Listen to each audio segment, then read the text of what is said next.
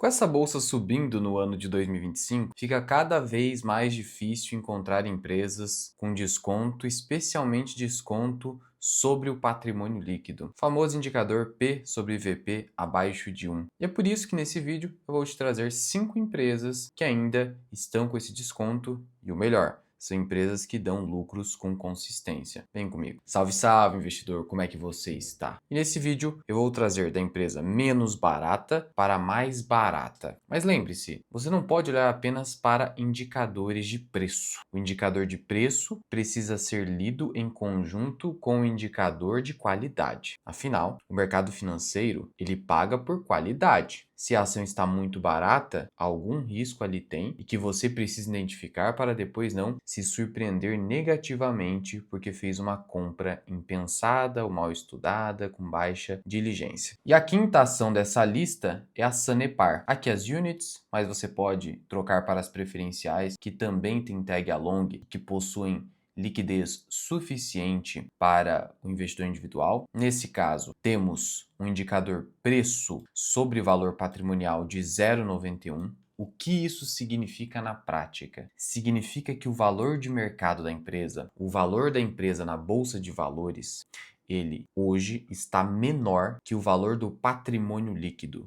E o que é o patrimônio líquido? Ele é um item, é uma conta do balanço patrimonial que resulta da subtração entre ativos e passivo. Então, quando eu pego ativo e desconto passivo, o que sobra é patrimônio líquido. Se sobrar algo positivo, nem que seja R$ 1, você tem um patrimônio líquido positivo.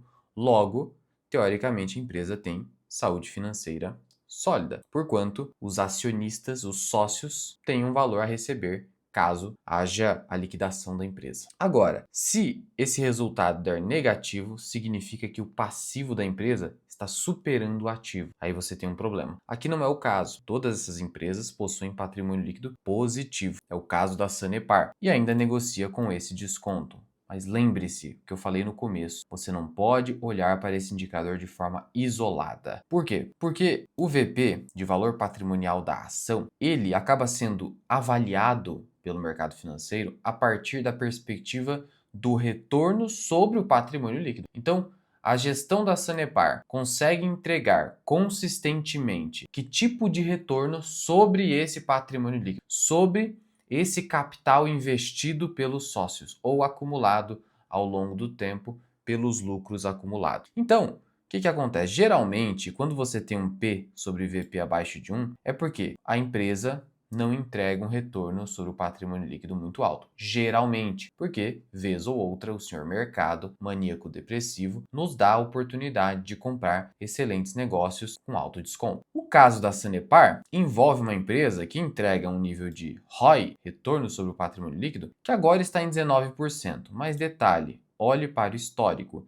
E o histórico fica mais próximo de 14% a 15%, em linha com a taxa Selic atual. É isso que você busca, um ROI de 15%, e aí você encontra bons negócios. Então o caso da Sanepar envolve basicamente o quê? Baixa rentabilidade? Não. 19% está distorcido por conta do precatório que a empresa lançou na contabilidade. Já vou falar rapidinho sobre isso. Mas ainda assim, 15%, 14, 15% é um bom ROI, pensando em empresas de saneamento básico. Então por que isso? Por que ela negocia com P sobre VP tão baixo, mesmo com a alta que houve nesse ano nas ações? O que acontece é o seguinte: por ser uma companhia estatal de um estado da federação, estado do Paraná, o mercado fica com receio sobre risco político. E o risco político não é meramente teórico, ele acaba se concretizando com medidas governamentais de cunho político, onde a máxima geração de valor ao acionista é ignorada a fim de satisfazer um interesse social ou político. A gestão atual da Sanepar, sob o comando do Ratinho Júnior, tem ido por um caminho de, sim, gerar valor para o acionista. Só que o mercado já pensa no futuro. E se a direita não conseguir se eleger para o próximo mandato no governo do estado do Paraná? E se entrar à esquerda e aí ela começar a desviar? Então tudo isso já começa a ser pensado. Aí depende do preço que você paga. No preço atual, apesar desse P sobre VP, eu não compraria Sanepar. Eu comento sobre Sanepar na comunidade, onde eu mostro a minha carteira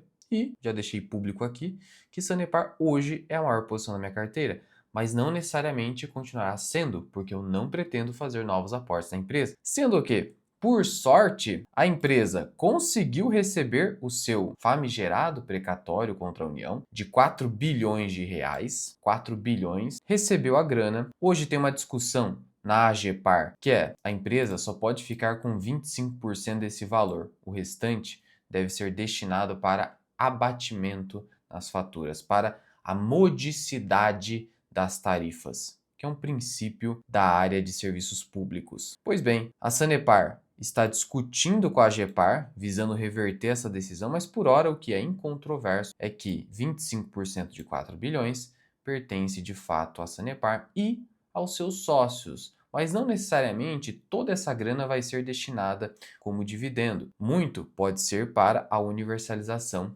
do saneamento básico no estado do Paraná, porque, veja, a empresa tem âmbito de atuação no estado do Paraná. E por que eu estou dizendo que foi sorte isso aqui? Foi sorte o recebimento sem que a União tentasse se valer desse novo expediente, que é a PEC do calote dos precatórios, que virou a emenda constitucional 136 de 2025. E a OAB já entrou com processo pedindo a inconstitucionalidade, a invalidade dessa emenda constitucional. Por quê? Porque está querendo fazer o seguinte, ó, permite que estados e municípios posterguem indefinidamente o pagamento de precatórios já reconhecidos judicialmente. Basicamente, instituiu na Constituição o calote de dívidas judiciais ao poder público. Então teve sorte a Sanepar. A quarta ação da lista é o Banco ABC. Trouxe recentemente um vídeo sobre Banco ABC. É um dos bancos small caps da nossa bolsa de valores. Nessa lista, com exceção da Sanepar, eu trouxe apenas empresas puramente privadas. E aí que chama mais atenção. E aí que você tem que ficar mais atento, porque daí o risco político que gera o desconto no P sobre VP aparentemente não existe. No Banco ABC, de fato, não existe. Você não tem uma dominância estatal no controle da empresa, de tal modo que simplesmente o mercado é desconfiado com a empresa. Luan, tem tag along? Vamos lá, pode conferir aqui no Investidor 10. 100% de tag along. Nível 2 de governança corporativa da B3. Free float alto, então tem baixo risco de fechamento de capital. Sendo assim, o mercado simplesmente desconfia do Banco ABC, da sua gestão eventualmente. Só que historicamente, quando a gente olha aqui para os resultados, lucros consistentes.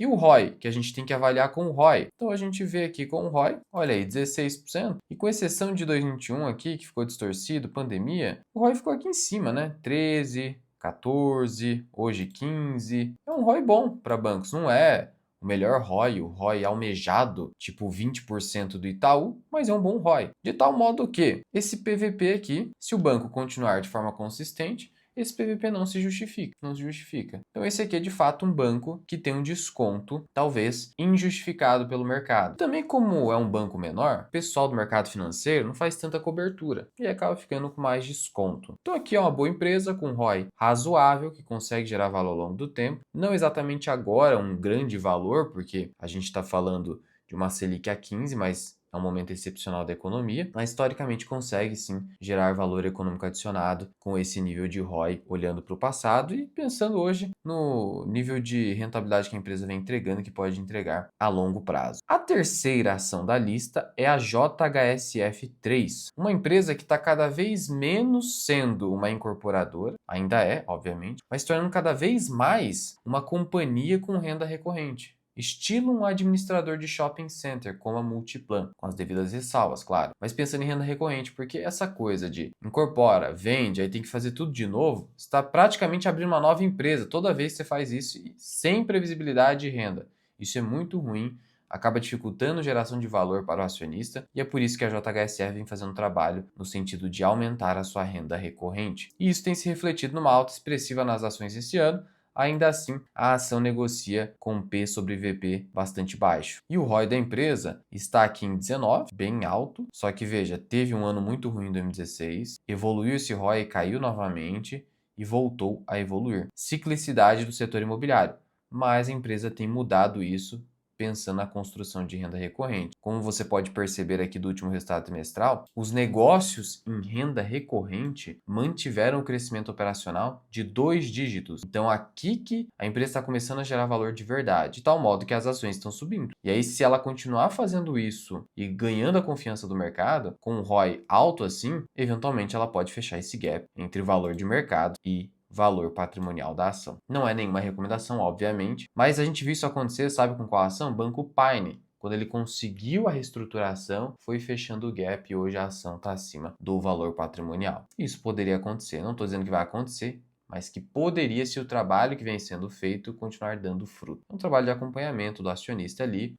Não dá para você comprar hoje, largar e achar, não, deixa quieto aí. Tem que acompanhar. Porque se, eventualmente, a gestão não conseguir fazer o que está pretendendo, a ação pararia de subir porque existe uma desconfiança nessa ciclicidade do setor imobiliário. Teve já uma questão no passado de gestão da empresa e uma discussão, então tudo isso é levado em consideração. A segunda ação, outro banco, também pequeno, puramente privado, que é o BMG. PVP de 0,50. A empresa vale na bolsa a metade do que tem de valor de patrimônio líquido. É realmente muito baixo esse indicador aqui. Mas não é à toa, porque historicamente o ROI do BMG é muito baixo. Tá vendo aqui? Muito baixinho. Fica difícil de você justificar investimento em BMG com ele valendo o valor de patrimônio líquido. Então o mercado fala, olha, para ter um retorno alto nessa empresa, ou minimamente razoável, eu vou ter que bater nesse papel a ponto dele custar metade do seu valor. E aí o que acontece? Se eu pegar aqui desde o IPO em 2020, a ação nunca beirou mais esse patamar. E aí eu vou te perguntar o seguinte, ó, tá vendo? R$ 10, topo aqui. A ação poderia valer R$ 10 novamente? Até poderia. Por quê? Porque embora o ROI seja aí de 8%,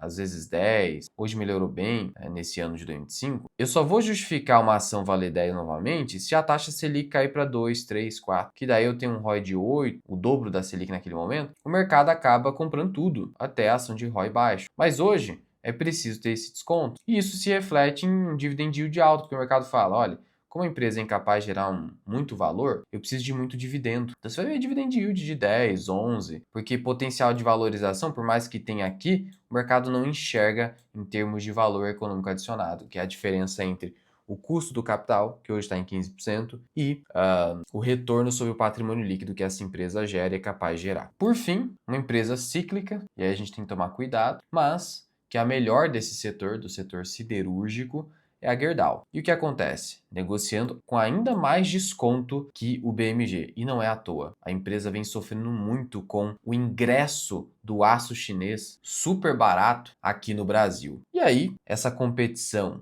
toda, que inclusive a empresa vem brigando, pedindo medidas do governo, pedindo protecionismo governamental, reclamando em teleconferência de resultado, isso é ruim. Tá? Porque isso mostra que a empresa depende do governo para ganhar dinheiro e aí não dá. No Brasil, você tem que ser uma boa empresa independentemente do governo, senão você está lascado. E isso mostra uma fragilidade do setor, porque essa é a melhor empresa do setor. Só que hoje você tem um ROI baixo e um ROI que tá legal, mas já chegou a 20 e poucos por cento. O ROI mesmo, vamos lá, na média da empresa é 15, então ela consegue gerar valor, mas quando ela está num ciclo mais favorável do aço. Nesse momento, o ROI está bem baixinho, muito baixo mesmo, justificando esse PVP super baixo. Mas note o seguinte, o PVP ele acaba ficando superior do que está hoje quando a empresa consegue entregar um ROI maior. Veja que já em 2020 chegou aqui praticamente no valor de patrimônio líquido e aqui o ROI estava bem mais alto. Vamos pegar o ROI exatamente de 2020. O mercado precificou aqui